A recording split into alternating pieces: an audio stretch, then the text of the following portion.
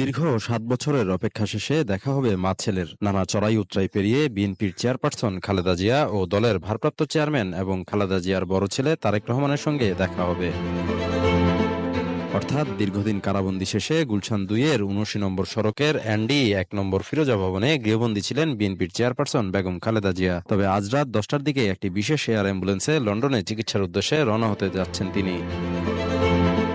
তার লন্ডন যাত্রাকে কেন্দ্র করে গুলশানের বাসভবনে বিশেষ নিরাপত্তা জোরদার করেছে চেয়ারপারসনের বিশেষ নিরাপত্তা বাহিনী, চেয়ারপারসন সিকিউরিটি ফোর্স বা সিএসএফ। পাশাপাশি নিরাপত্তার স্বার্থে নিয়োজিত রয়েছে ঢাকা মেট্রোপলিটন পুলিশের সদস্যরা।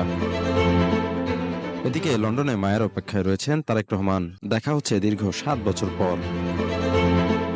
এর মাঝখানে খালেদা জিয়ার ছোট ছেলে ও তারেক রহমানের ছোট ভাই আরাফাত রহমান কোকোর মর্মান্তিক মৃত্যু হয়। ২০১৫ সালের ২৪ জানুয়ারি হৃদরোগে আক্রান্ত হয়ে মারা যান কোকো। সেই বেদনাও রয়েছে তাদের দুজনের মধ্যেই। ভাইয়ের মৃত্যুতে পাশে থাকা বা একমাত্র ভাইকে শেষ দেখাও দেখতে পারেননি তারেক রহমান।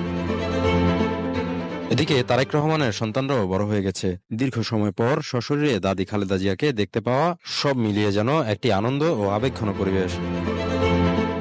অবশেষে উন্নত চিকিৎসার জন্য লন্ডন যাচ্ছেন বিএনপির চেয়ারপারসন খালেদা জিয়া। লন্ডনের হিথ্রো আন্তর্জাতিক বিমানবন্দরে পৌঁছানোর পরই সরাসরি একটি উন্নত চিকিৎসা কেন্দ্রে তিনি ভর্তি হবেন বলে জানিয়েছে দলটির শীর্ষ নেতারা। এর মাধ্যমে মায়ের সাথে দীর্ঘ ৭ বছর পর সশরীরে দেখা হবে ছেলে বিএনপির ভারপ্রাপ্ত চেয়ারম্যান তারেক রহমানের।